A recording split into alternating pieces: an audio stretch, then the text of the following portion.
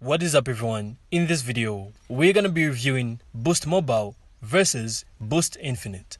So the key differences are actually a few. Boost Infinite requires a credit check while Boost Mobile is prepaid. And not to mention, when it comes to the service, Boost Infinite generally has better customer service.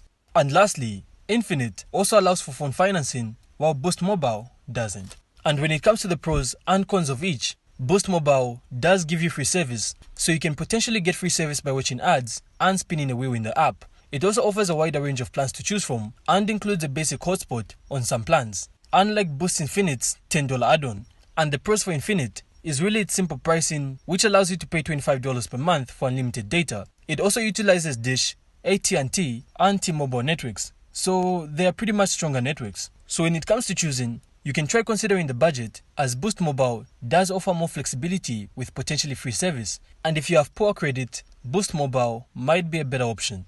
And lastly, if you heavily rely on mobile hotspot, Boost Mobile might be more cost effective on some plans. So personally, I prefer Boost Mobile, only due to the potential for free service and the wider range of plans. So let us know what you think in the comments and which one you prefer.